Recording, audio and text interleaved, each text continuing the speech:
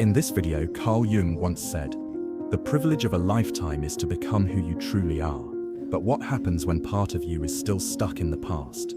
Still waiting for permission to grow?" This message is for the women who feel strong on the outside, but quietly lost within. It's time to break free from the hidden patterns holding you back and finally step into the powerful whole woman you were meant to become.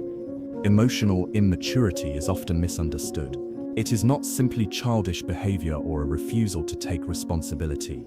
At its core, it is a symptom of something much deeper, something hidden in the unconscious layers of the psyche. Carl Jung taught that what remains unconscious within us doesn't simply disappear, it governs us, silently shaping our choices, our reactions, and even our identities. When we speak of a woman who never grows up, we are not talking about a woman who is incapable of maturity. We are talking about a woman whose growth has been arrested by invisible inner forces, forces she may not even know exist. According to Jung, the psyche develops through stages. The first part of life is naturally dominated by the ego, the need to belong, to survive, to succeed. But true psychological development, true adulthood, only begins when we start to look inward, when we realize that the outer world can't fix what is fractured within. And this inward journey, what Jung called individuation, requires confronting the shadow, those disowned parts of the self, those forgotten wounds that still cry out from the unconscious. Many women remain emotionally immature, not because they lack strength, but because they were never given the tools or the space to face their inner world. Perhaps they were taught to please rather than feel, to smile instead of express pain, to be nurturing, beautiful, agreeable, but not whole. They learned to be what others needed, not who they truly are. This conditioning runs deep, and over time it calcifies into emotional patterns that become automatic. Jung warned that unless we bring these patterns to light, we will continue to act them out, unconsciously, in every relationship and role we enter. Imagine a woman who, on the surface, appears successful. She has a career, she has a family, she may even speak about empowerment. But inside, she struggles to tolerate rejection. She panics when she feels abandoned. She clings to others for validation, or withdraws into silence when her emotions become too much. She finds herself in cycles of emotional chaos, not knowing why. Her reactions feel disproportionate. Her needs are never quite met, and the relationships she builds always seem to echo the same unresolved story. Jung would not label her as weak. He would say she is split. Part of her is functioning in the world, but another part, often the emotional self, remains stuck in an earlier developmental stage, where certain wounds were never acknowledged, much less healed. This is not a failure of character. This is a call to wholeness. The emotionally immature woman often carries an inner child who was neglected, silenced, or abandoned. That child still lives within her, often surfacing when she feels threatened or overwhelmed. Jung believed that the inner child is not just a metaphor, it is a living part of the psyche, and unless it is consciously integrated, it will continue to drive behavior in covert, reactive ways. So what does integration look like? It begins with awareness, with noticing the moments when your emotions feel too big for the situation, when your response feels out of place, yet strangely familiar. These moments are not signs of failure, they are invitations to go deeper. Jung would urge you not to judge these reactions, but to listen to them. What part of you is speaking? What does it need? Often beneath the anger or fear is a memory, a feeling of being small, unseen, or unsafe. That is the moment the inner child has resurfaced, crying out to be heard.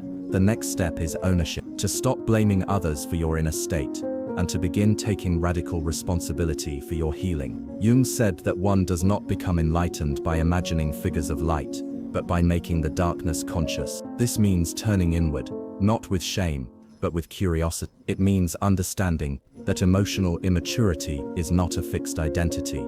It is a state that changes as we bring awareness to the unconscious patterns within us. Many women who appear emotionally immature have simply not been shown how to feel safe. Their emotions were either dismissed or weaponized in early life. So as adults, they either suppress their feelings or express them in destructive ways. Jung would suggest that these women are not broken, they are fragmented, and wholeness is possible, not by forcing change, but by compassionately exploring the parts of the self that have long been hidden. Therapy, dream work, journaling, creative expression, all of these can serve as doorways into the unconscious. Dreams, especially, was central to Jung's work. He believed that the unconscious speaks in symbols and stories, a dream of being lost, of being a child again, of looking for a parent.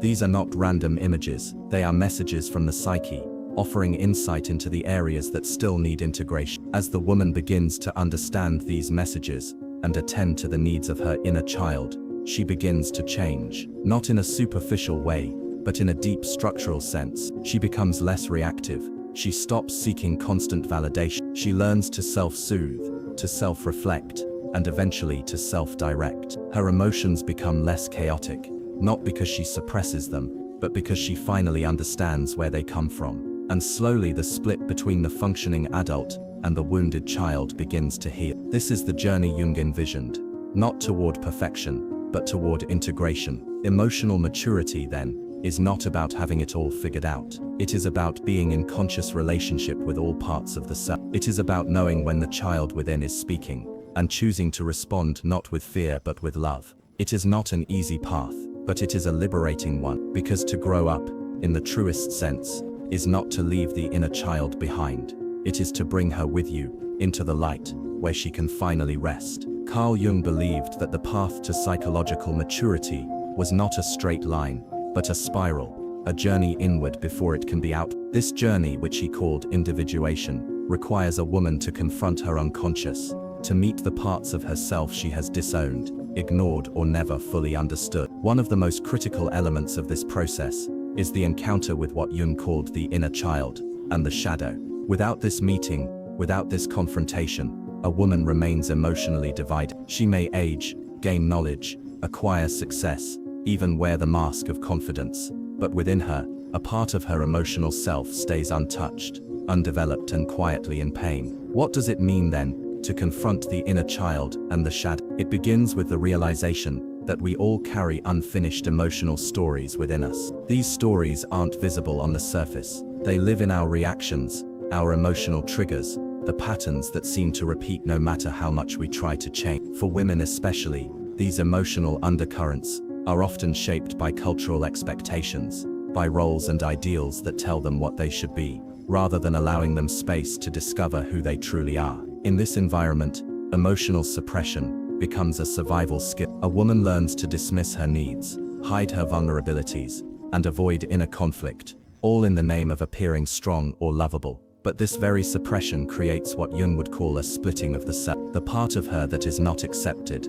the fearful child, the angry girl, the sensitive soul, does not disappear. It retreats into the unconscious and forms what Jung called the shadow. And the longer it remains unacknowledged, the more power it gains. The shadow is not inherently bad. In Jungian psychology, it simply represents everything we have not brought into conscious awareness. It contains our hidden fears, but also our unlived potential. However, when the shadow is ignored, it begins to act out. It appears as emotional immaturity, unpredictability, passive aggression, envy, or an inability to handle intimacy or criticism. A woman may find herself overreacting in relationships, sabotaging opportunities, or needing others to regulate her emotional world, and she may not understand why. From the outside it can look like self-sabotage, but from a Jungian perspective, it is the shadow crying out for recognition. Jung taught that until we meet the shadow consciously, we are destined to live under its control. One does not become enlightened by imagining figures of light,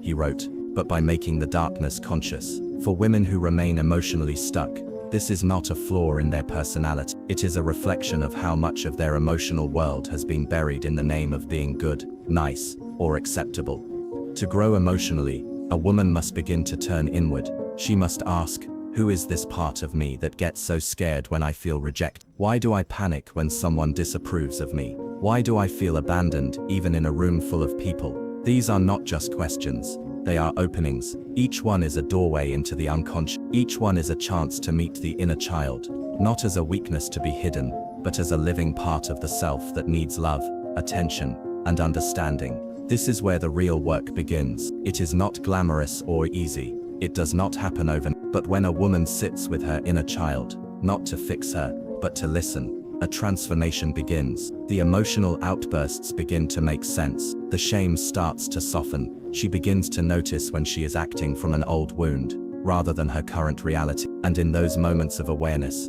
she takes back her power. Jung would say she begins to integrate. It is important to understand that emotional maturity is not about becoming emotionless, nor is it about perfection. It is about becoming more whole. When a woman has not met her shadow, she often projects it onto others. She sees in others what she cannot face in herself. She may call others immature, selfish, or dramatic when in truth, those are aspects of herself she has rejected. But when she begins to own her shadow, she stops projecting. She becomes more compassionate, not just toward others, but toward herself. Jung believed that the individuation process, the journey of becoming a whole person, required us to hold the tension of the opposite. This means accepting that you can be strong and vulnerable, independent, and in need, mature and still healing. For many women, this is the hardest truth to accept. They've been taught to be one thing, to play a role. But emotional growth requires the courage to hold all the parts,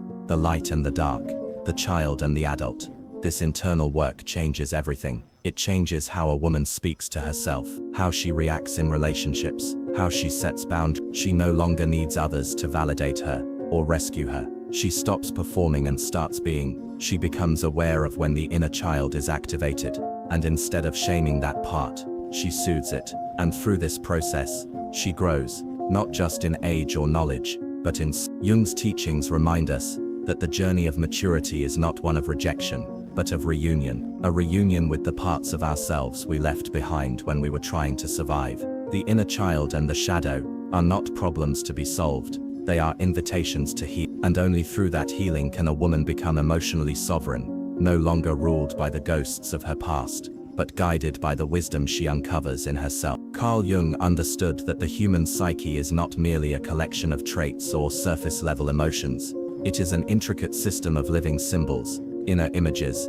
and timeless patterns he called archetypes. These archetypes are not chosen, they are inherited. They live deep within the unconscious and shape how we experience ourselves and the world, often without our awareness. For many women, the inability to emotionally grow up is not because of laziness, selfishness, or lack of potential. It is because they are unknowingly entangled in powerful archetypal dynamics that dominate their psychological development. One such force is what Jung termed the mother complex. This complex, whether rooted in an overbearing mother, an absent one, or even cultural narratives about womanhood, forms the foundation for how a woman relates to herself, to others, and to her emotional world. When this complex is unresolved, it can lead to patterns of dependency, rebellion, or emotional instability that masquerade as personality, but are actually inherited psychological structures left unexamined. A woman raised in an environment where the mother was emotionally unpredictable may grow up hyper-vigilant, needing to please, fearing rejection, and craving approval. She may become compliant and outwardly nurturing, but inwardly she feels fragile and unanchored. Or she may rebel entirely, detaching from emotion, rejecting vulnerability, and avoiding closeness. Both patterns, submissiveness and defiance, are two sides of the same archetypal wound. Neither represent authentic maturity. Jung would point out that these are not conscious choices. These are survival responses created by the psyche to manage deep emotional tension born in early life. The mother complex doesn't always stem from a literal mother. Sometimes it is inherited through generations of unhealed pain, passed down through silence, through the roles women are expected to play. The culture itself becomes the mother, telling women how to act, how to feel, and in trying to live up to these unconscious standards, many women never find themselves. They live as someone's daughter, someone's partner, someone's ideal, but never as a whole, autonomous being. Jung's theory of archetypes explains this with great clarity. Until a woman becomes conscious of the forces moving within her, she is not truly free. She is simply being lived by the archetype.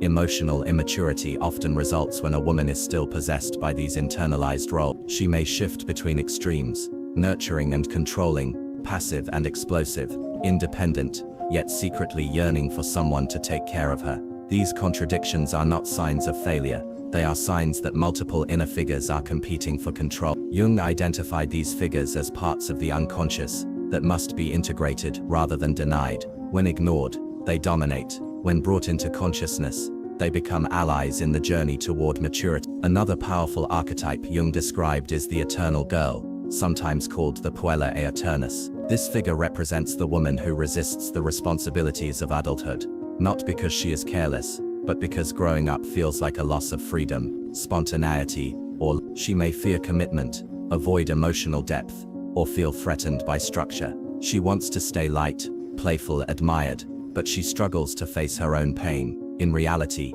this archetype often masks a profound sense of abandonment or neglect. The woman never felt emotionally safe enough to mature, so part of her remains frozen in time. Carl Jung emphasized that emotional growth requires individuation, a process by which all parts of the psyche, including these archetypal forces, are brought into conscious relationship with the self. Until then, a woman might think she is acting on her own will, when in fact she is reacting to the old emotional blueprints set by these unconscious influences. The inner child, the overprotective mother, the abandoned girl, the wounded feminine, these are not enemies to be conquered, but figures to be understood. Jung would also point out that society often reinforces these patterns by rewarding emotional immaturity in subtle ways. A woman who remains childlike may be perceived as non-threatening, desirable, even endearing, but beneath the surface, her emotional needs go unmet. She may be praised for being accommodating or soft, but she secretly suffers from anxiety, insecurity, and emotional dependence. And so, she plays the roles society expects, while her authentic self remains hidden, untouched, unacknowledged. The journey out of these unconscious roles begins with awareness. When a woman realizes that her emotional patterns are not fixed, but shaped by psychological forces within her, she begins to take back her power. This doesn't happen all at once. It happens through small acts of reflection. She may notice that she reacts like a child when criticized, or that she becomes controlling when afraid of abandonment. These are not signs she is broken. They are invitations to look deeper. With time and self-inquiry, she learns to speak to these archetypal parts within her. She listens to the abandoned girl and assures her she is safe now. She acknowledges the mother within her and redefines what nurturing means on her own terms. She challenges the eternal girl, asking whether the fear of growing up is still serving her, or simply keeping her stuck. This is the slow work of individuation, and it is the work that leads to true emotional maturity. Jung believed that every human being carries within them the seed of wholeness, but it must be cultivated. For women who find themselves stuck in patterns they cannot explain, this cultivation requires turning inward. It requires understanding that the pain, the confusion, the emotional volatility, they are all part of a deeper, richer story waiting to be told. The archetypes within us are not destiny, they are only patterns, and the more we become conscious of them, the more we become capable of choosing who we truly want to be. Carl Jung taught that the path to true emotional maturity is not found in conforming to external expectations or societal norms, but in the profound inner journey he called individuation. This process is the unfolding of the self, a coming into conscious awareness of the many parts that make up the human psyche, both light and dark, known and unknown. For a woman who struggles with emotional immaturity, this journey offers a way forward, but it requires courage, honesty, and a willingness to face uncomfortable truth. Many women seek maturity by trying to fit into prescribed roles, the perfect mother, the successful professional, the loving partner. Yet these roles can become masks that hide the fractured self beneath. Jung would argue that these social identities, while necessary, are not the true self. The self in Jungian terms is a whole and integrated being, one who embraces the complexity of her unconscious, without fear. When a woman remains emotionally immature, it often means she is still fragmented, split between the demands of outer life and the unresolved conflicts within. Individuation is the lifelong task of bridging this split. It is about bringing what is unconscious into consciousness and creating a dialogue between the parts of ourselves that have remained isolated. The inner child, the shadow, the anima, or animus. These archetypal figures are not enemies but guides. They represent parts of our emotional landscape that need to be recognized, accepted, and integrated. Without this integration, a woman remains incomplete, and emotional growth stalls. Jung emphasized that this process cannot be rushed or forced. Emotional maturity is not about achieving a fixed state, but about learning to live with complexity and contradiction. It requires the ability to hold the tension of opposites, to accept that we can be strong and vulnerable, independent, yet needing connection, joyful yet grieved. For many women caught in emotional immaturity, These polarities are terrifying because they have only known one extreme, often as a survival mechanism. The individuation journey invites them to expand their emotional capacity, to include all parts of themselves. One of the most challenging aspects of this process is the confrontation with the shadow, the unconscious parts of the self that have been rejected or denied. Jung believed that the shadow contains not only our fears and insecurities but also unrealized potential. By avoiding the shadow, a woman might appear mature in some areas of life, but remain emotionally reactive and fragmented beneath the surface. True growth comes when she learns to recognize these shadow parts, understand their origin, and embrace them as part of her wholeness. This does not mean excusing harmful behavior but rather understanding the roots of emotional patterns. When a woman accepts her shadow,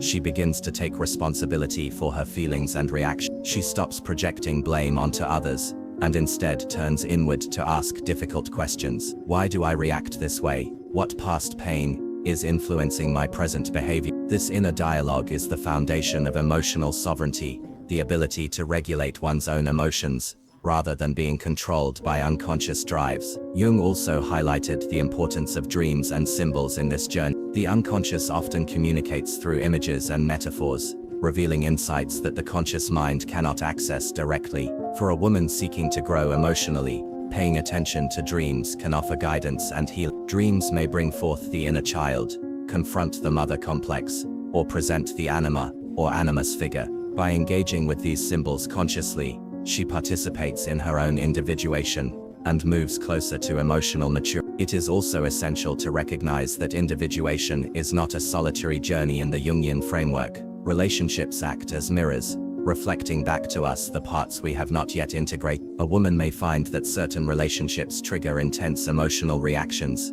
precisely because they touch on unresolved inner conflicts. Jung suggested that by consciously working through these relational patterns, a woman can accelerate her emotional growth. She learns not to blame others for her wounds, but to see these experiences as opportunities for self-discovery. In this way, emotional maturity becomes less about external success and more about internal harmony. It is about becoming a person who can face life's challenges with a steady, open heart, who can love without losing herself, who can stand in her power without shutting down her sensitivity. This balance is the hallmark of individuation, a dynamic integration of all aspects of the psyche. Carl Jung's teachings invite every woman to embark on this sacred journey. To grow up, in the deepest sense, is not to reject the child within, or to suppress emotions, but to bring all these parts into conscious relation. It is to move from being unconsciously driven by past wounds, to becoming the conscious author of one's life story. Though the process is often difficult, it is ultimately liberating. It frees a woman from the invisible scripts and emotional traps that have held her captive. It opens the door to authenticity, creativity, and a profound sense of peace. Emotional immaturity fades as the light of awareness grows, revealing the powerful, whole woman waiting to be known. The journey toward emotional maturity is not a simple passage marked by age or achievement. It is a profound inner awakening, a courageous confrontation with the hidden parts of ourselves that have long shaped our lives in shadowed ways. Carl Jung showed us that within every woman lies a complex constellation of archetypes, memories, and wounds, all waiting to be recognized and embraced. To grow up is not to deny the child within, or to reject our emotions, but to bring these fragmented parts into harmony through conscious awareness. It is to meet the shadow with compassion, to heal the inner child with tenderness, and to step beyond unconscious patterns handed down by family, culture, and history. This process of individuation is the sacred work of becoming whole, where light and dark dance together, where strength meets vulnerability, and where true freedom is born. Each woman's path is unique, but the call is universal: to reclaim her power by knowing herself deeply, to rewrite her story by embracing all that she is. In this unfolding, emotional immaturity dissolves not through force or shame, but through understanding, integration, and love. And in that transformation, she emerges, no longer fragmented or held captive by the past, but radiant, sovereign, and fully alive.